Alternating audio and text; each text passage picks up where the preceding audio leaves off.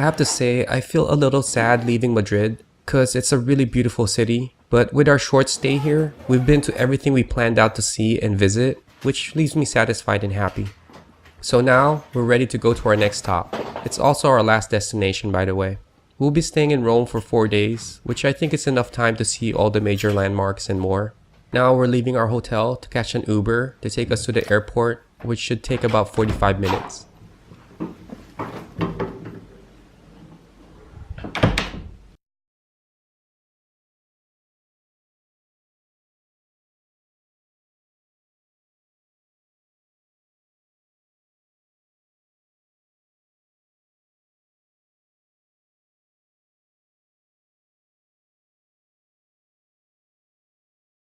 So this airport is a bit confusing. It's not because of the language, it's just the airport is just confusing. There's just a lot of like different routes that you can take. But so far I think we're gonna find our gate eventually. But for now we're gonna look for a place to eat. Once we found our gate, we didn't go very far to look for a place to eat brunch because of what I said. Maybe it's just me, but somehow I find this airport a bit hard to navigate. So we ended up eating at this little food court. They actually have paella in the airport. Right next to pizza. We'll probably just have pizza again. And our last jamon serrano in Spain. I don't know what it is. Maybe I'm just expecting a certain taste like bacon. I think the jamon serrano needs more flavor. I'm not really a fan.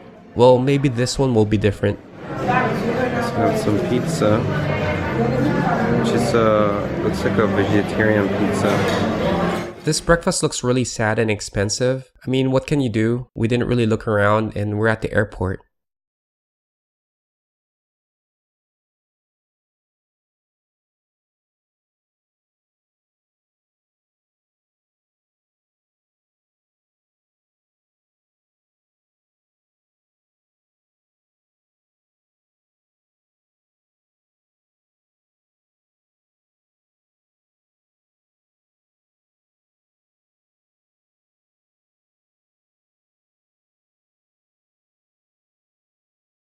I would probably say this is like the worst pizza I've ever had in my life. If it was warm, it'd be good. Yeah, maybe. The dough is really soft.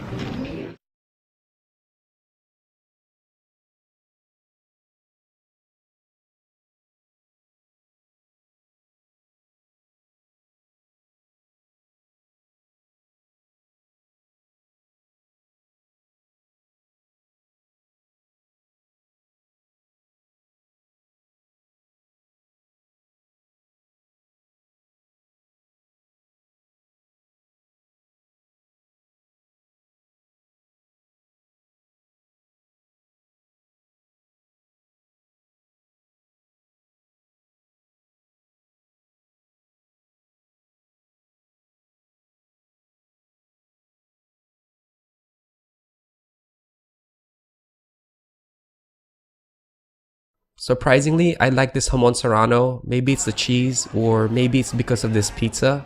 I'm not kidding, the frozen pizzas you get at the grocery store tastes better than this. Anyway, so after waiting for an hour or two, we finally boarded our plane heading to Italy. The flight only took about 3 hours and it was only like $50 each for our plane ticket. That's really cheap. I mean, just think about it. From LA to San Francisco is like $100 one way, and that's in the same state and country. So the airport is not that big. I was expecting the airport would be a lot bigger than this, but it's not. We're getting our bags now.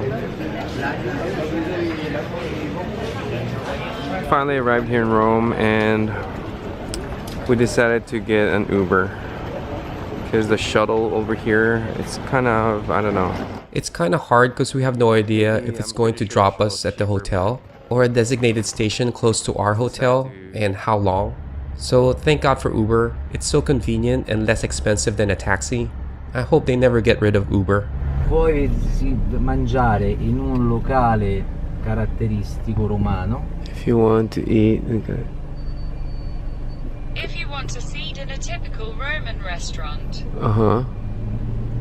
See? Però è un po' così così, però è caratteristico, è famosissimo in tutto il mondo, eh?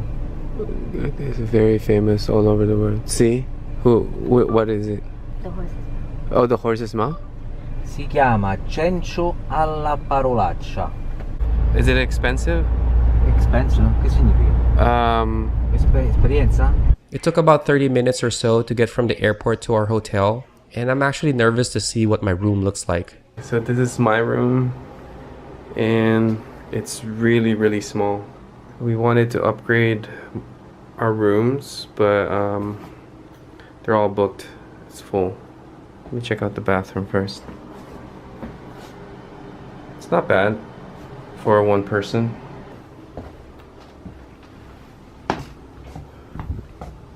Oh, look at that view. Not bad.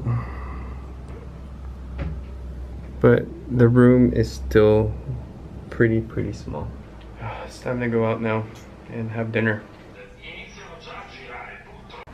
Watch. The other one you can see it go down. I know. So do we? Oh, there it is.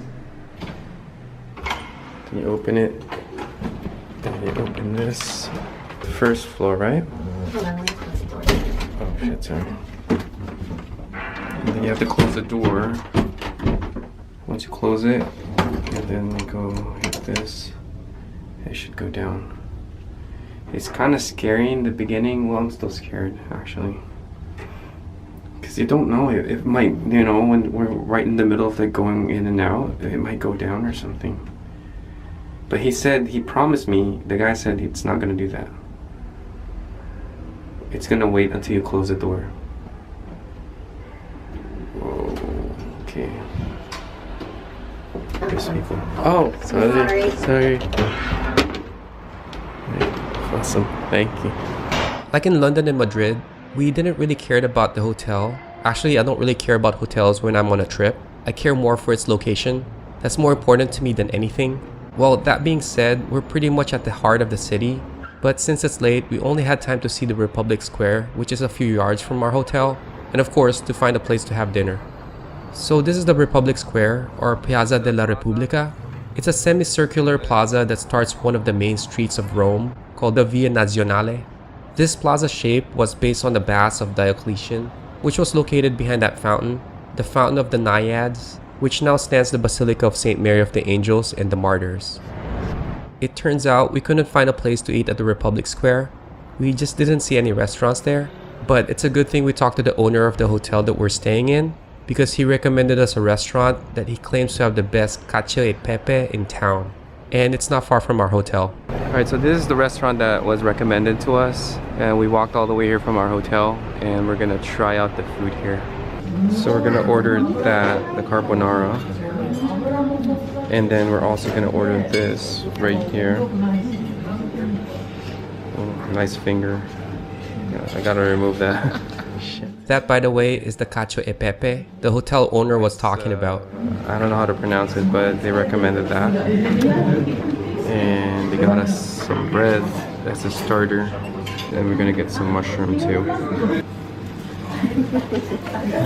Davide.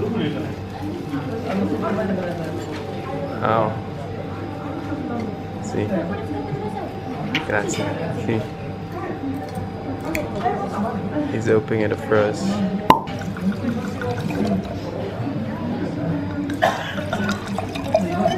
Grazie. So check out this restaurant. It's a local restaurant here. It's really nice.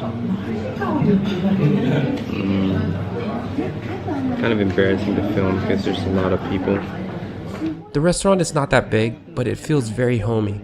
And we also notice a lot of people coming here. I guess the food is really that good. It's a local restaurant that was recommended to us by the hotel. The guy at the hotel is really nice. So we're gonna try the most famous pastas right now. Oh wow, look at this. And the mushroom. Sorry? Oh, no problem. Grazie. Order a side of mushroom. Look at that. really good. I don't know if there's garlic in it. But this is the dish the hotel owner and our waiter said we should definitely try. Cacio e Pepe is, as you can see, is a pasta dish originated here in Rome. It basically means cheese and pepper. And as the name suggests, the dish is very simple. It's made of black pepper, pecorino romano cheese, and pasta. I guess it's how you cook it that makes it so special. And then we try this one. Okay, this one is the carbonara. Spaghetti alla carbonara is also an Italian pasta from Rome. It's made up of eggs, pecorino romano cheese, pancetta, which is Italian bacon, pepper, and of course pasta. This one was recommended by our waiter. I've heard of carbonara before, but cacio e pepe, that's something new to me. It's really good. It smells good too. So I'm gonna try this one first. Without anything. Actually, you can try that one. Doesn't matter. Yeah. Ooh, look at that. Oh, it smells so good.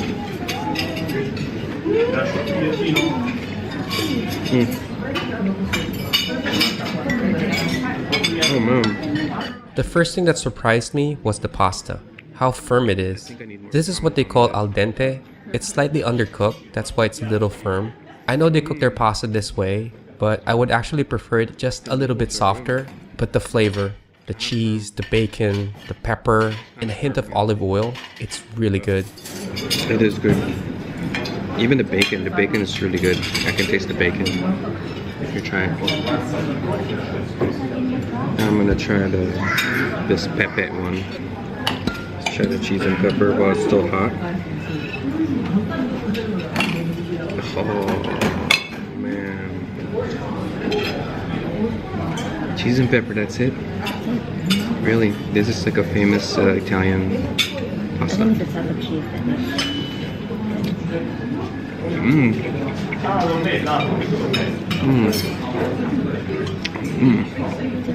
The noodles are the same. Yeah, I guess I really like that. Like firm. I can really taste the pepper. But definitely the sauce is different. It tastes different. Yeah. This one I'm gonna try out this. Let me try the mushroom. This is like a side dish.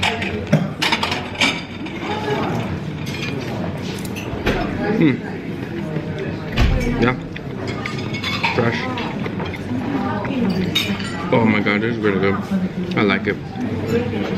I think if they put like olive oil, it would look better.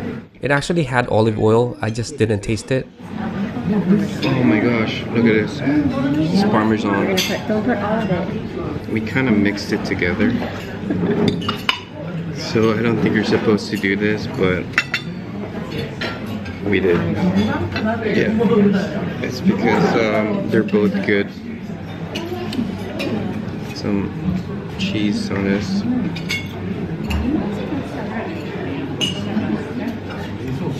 Oh shit.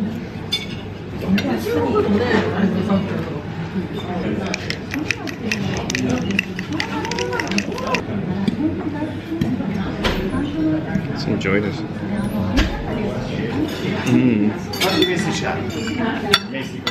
Oh my god. I guess you're not supposed to mix it, but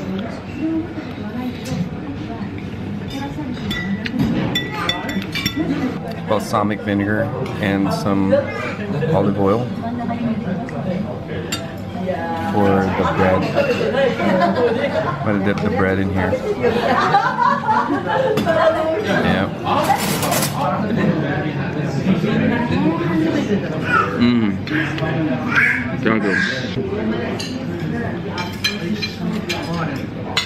There's a lot of people now coming in. I guess they really eat dinner late here, you know? Oh, grazie. Grazie. Yeah. Menu? Menu? We asked for another pasta, and our waiter recommended this one. They're artichokes.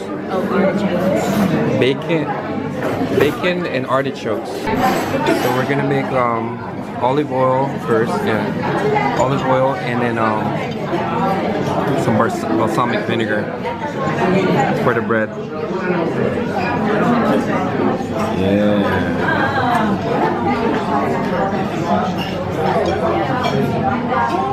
The food and service here was really good. We just had to order another dish. And with our waiter's recommendation, we got this pasta called Tonarelli alla Gracia con carciofi, or pasta with bacon and artichokes, which I believe is another Roman dish. It's really close to carbonara, except this one had artichokes. Right, we got the artichokes here, and we got some bacon here. Let's see this. It kind of does smell the same, but oh my god, it's like really fresh right now. So, that's it. It doesn't have any like cheese on it. You think I should put some pepper? Let's try it first by itself.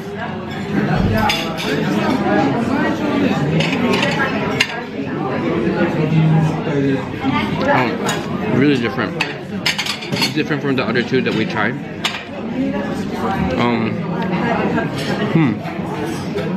I don't know if you've noticed that I didn't say much about the Cacio e Pepe. Well, it's because it's very simple, but after trying the carbonara and this artichoke pasta, it made me realize and somewhat understand Italian pastas. You don't really need to overdo it with ingredients. The amazing taste of the cheese, pepper, olive oil, and maybe a little butter is enough. And that being said, I really appreciate and like this Cacio e Pepe the most. It was amazingly good. I mean, who would have thought? Mac and cheese. Okay, after dinner, we discovered this area. This restaurant or this cafe. I don't know what the hell. This ice cream. Yeah, it's they sell gelato. So we're gonna get one. My gosh, look, they have a lot of stuff here. Tiramisu. Hola. Or sorry. Wow, look at that. They have all sorts of different flavors. It's insane. It goes all the way over there. But alright, we'll just try to figure out what we want. Alright, so we got mango, strawberries, and berries. So gelato is ice cream in Italy. You know, I've always wondered if gelato is any different from regular ice cream, and I found out that it is. The difference is that the gelato is creamier and smoother. It doesn't have eggs, which are common in ice cream. It also has less fat, but the most noticeable thing of all, it's that it's intensely flavorful. Gelato was invented in Florence, Italy by Bernardo Buontalenti during the Renaissance period, which is between 1300 to 1600. He created the dessert for the Grand Duke de Medici, but in the late 1600s, a Sicilian was credited for the modern-day gelato that increased its popularity in the 1920s to the 30s. And now it's kind of a staple dessert here in Italy. In the streets of Rome. Yeah, there's not a lot of people, but right in front of the store. And I'm gonna eat some gelato right now. So I'm gonna try the strawberry first. Oh no. I think that could be raspberry. Yeah, this is actually the berries. berries. Wow, it's pretty strong. Oh man. Try the mango. Yeah. They're pretty strong. The flavor is really strong. And then the strawberry. Oh, it's good. Strawberry's the best. Yeah. I like the strawberry better. Try it? Yeah. Gelato in Rome. Hell yeah. How is it? Twist it a little bit. There you go. Strawberry's good. Yeah, the strawberry's good, huh? Mango's good too. Huh? They're really strong. The taste is really strong. I think I like the mango the best. Really? Yeah. I like the strawberry the best. Actually, it's pretty good. They're really refreshing. After our amazing introduction to Italian pastas and dessert, we walked around a bit to look for a grocery store, which, by the way, I found out are pretty small here in Europe compared to the grocery stores we have in the US. We just bought some water and a bar of soap for me. Anyway, we went back to our hotel with a full belly and a bit tired, which was good because tomorrow we start the first day of exploring Rome.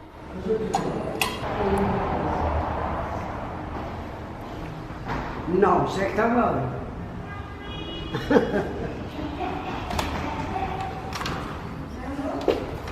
at this. 4. 4?